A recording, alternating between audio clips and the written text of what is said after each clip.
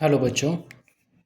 तो हम चालू कर रहे हैं class 10 math subject and chapter number 2 that is बहुपद और पॉलिनोमियल। ठीक है, हमारा चैप्टर नंबर कौन सा है?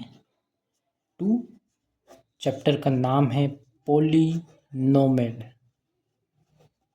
और हिंदी में इसे बहुपद कहते हैं। हम पढ़ेंगे बहुपद। पहला टॉपिक हम पढ़ेंगे बहुपद क्या होता है, बहुपद क्या होता है या बहुपद की कंडीशन क्या। ठीक है, पहली चीज़ हम क्या पढ़ेंगे? कंडीशन, शर्तें। मतलब किस शर्त के आधार पर हम कह देंगे कि पर्टिकुलर जो व्यंजक है वो है बहुपद है या नहीं। ठीक है, बहुपद की पहचान करना।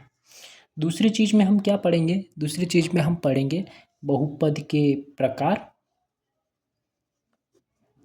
कि बहुपद रैखिक बहुपद है, द्विघात बहुपद है या त्रिघात बहुपद है। और तीसरी चीज़ में हम पढ़ेंगे बहुपद के शून्यक निकलना। बहुपद के शून्यक निकलना। शून्यक कहने का मतलब शून्य हो जाना। क्या शून्य होना चाहिए? बहुपद जब एक्स की ऐसी कुछ वैल्यू अपन पता करेंगे जिससे पूरा बहुपद की वैल्यू शून्य हो जाता है, हम उसे क्या कह देंगे? एक्स की वैल्यू को शून्य कह देंगे। ये हम तीनों पढ़ेंगे अभी डिटेल के अंदर। ठीक है, तो पहली चीज़ आती है क्या कंडीशन होती है, क्या शर्तें होती है जिस आधार पर हम किसी को बहुपद कहेंगे। तो उसमें क्या कंडीशन आनी चाहिए? देखिए, उसमें इस तरीके से कंडीशन आनी चाहिए। जैसे मैंने लिखा x² + 5, एक्स की पावर 5 + 7, तो मैं कहूँगा ये बहुपद है, ये बहुपद है। जब क्या क्या कंडीशन होनी चाहिए? जब एक्स की घात नेगेटिव नहीं होनी चाहिए, नेगेटिव नहीं होनी चाहिए, मतलब पॉजिटिव ही रहनी चाहिए। ठीक है, तब हम उसे क्या कह देंगे? बहुपद की कैटेगरी में रखेंगे। ठीक है, और जब भी नेगेटिव हो गया तो हम उसे जैसे एक्स की घात -7 + 10, तो ये बहुपद नहीं है। ठीक है, ये बहुपद नहीं है। जब कभी भी जो वेरिएबल होता है, वेरिएबल यानी जो ये एक्स वाई जेड होता है, अगर वो डिनोमिनेटर में आ जाता है, ठीक है, डिनोमिनेटर में नहीं आना चाहिए। ठीक है, डिनोमिनेटर यानी डिवीजन में, डिनोमिनेटर में नहीं आना चाहिए। क्या नहीं आना चाहिए?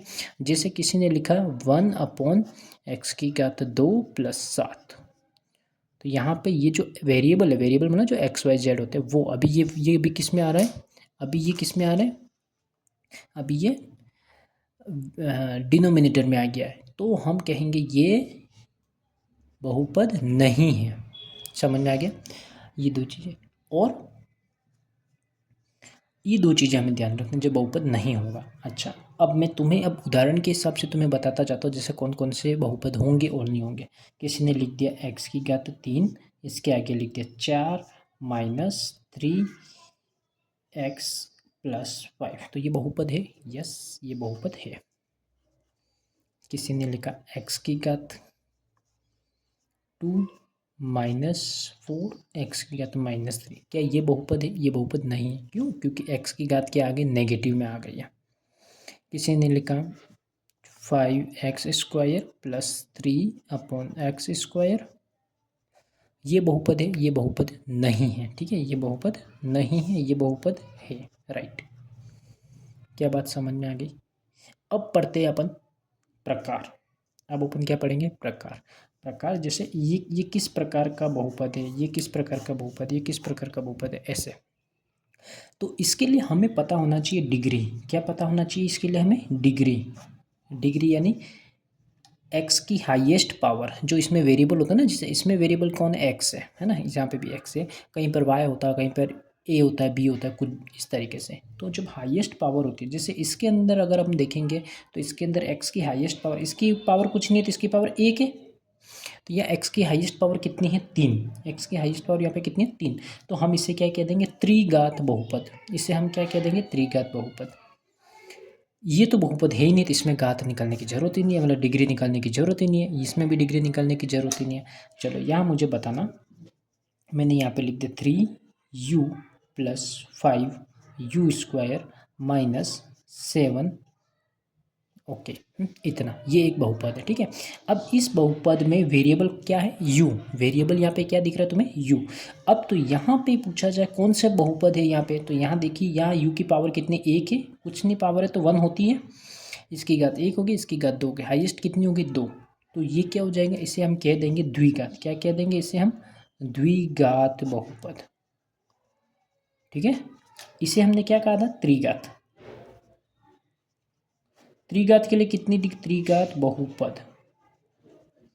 त्रिघात के लिए हमें x की मतलब हाईएस्ट जो पावर है वो 3 होनी चाहिए। द्विघात के लिए द्विघात मतलब 2 होनी चाहिए। ठीक है, अच्छा एक ही हो तो, जैसे किसी ने लिखा 5p प्लस क्यू माइनस या प्लस 3, इसमें पूछा जाए तो ये क्या है? इसे हम कहेंगे p की पावर हाईएस्ट पावर कितनी? 1। यहाँ पे कितनी? 1। तो हाईएस्ट जो पावर है वो कितनी आ रही है? 1। तो जब एक हाईएस्ट पावर हो तो इसे हम कहते हैं रेखिक। इसे हम कहते हैं रेखिक बहुपद।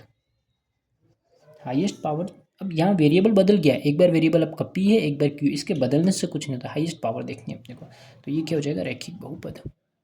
इसको हम और अगर अच्छे से कहना चाहते हम कहेंगे द्विघात बहुपद है इन सिंगल वेरिएबल। सिंगल मतलब एक ही वेरिएबल में, एक ही चर में, है ना? क्या बात आ गई समझ में? ओके, अब बात आती है अपने शून्यक निकालने की। बहुपद होता है उसके शून्यक कैसे निकालेंगे? शून्यक निकालने के लिए अपन क्या कहेंगे? जैसे मैंने लिखा, सबसे पहले एक बहुपद लिखा मैंने 7x-3। ये क्या है? ये क्या है? एक बहुपद है। ये क्या है? एक बहुपद है। अच्छा, इस बहुपद को ऐसे रिप्रेजेंट भी किया जाता है, पी एक्स बराबर करके लिखा जाता है। ठीक है, पी एक्स लिखने का मतलब कि जो पूरे बहुपद में अपन एक्स चर का ही उपयोग करेंगे, है ना, इसमें कोई और चर है नहीं है। तो हम अब अपन इसकी बहुपद पता पड़ गया अपने को। अच्छा, ये बहुपद किस में दिख रहा है आपको? यू के अंदर दिख रहा है ना, ये वाला बहुपद, यहाँ यू दिख रहा है, यहाँ यू दिख रहा है। तो अपन इसको क्या लिख सकते हैं? P U. क्या लिखेंगे इसको हम? पी यू बराबर क्या है? आई बात समझ में?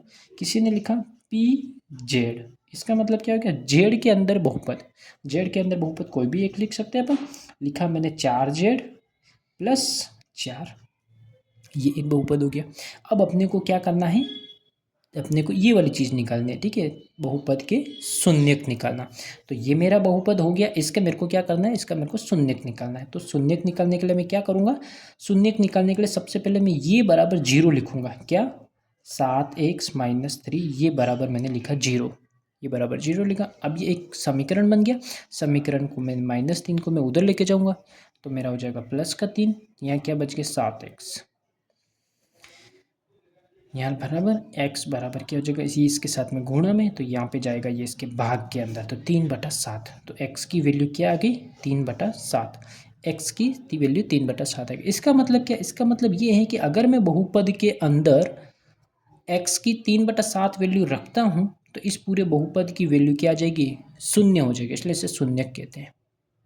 मैं x की वैल्यू चाहूँ या कुछ भी रख सकता हूँ, 1 2 3 4, लेकिन क्या उससे ये पूरा बहुपद शून्यक होगा? नहीं होगा।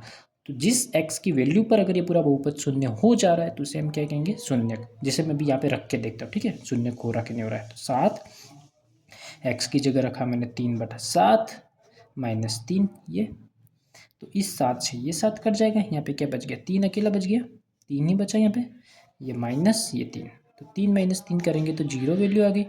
तो क्या शून्य वैल्यू आ गई इस पूरे बहुपद की? यस आ गई। तो इसे हमने क्या कहा? शून्यक कहा। जैसे यहाँ पे एक दूसरा उदाहरण और देखिए, 4z + 4, क्या दे रखा है? 4z + 4।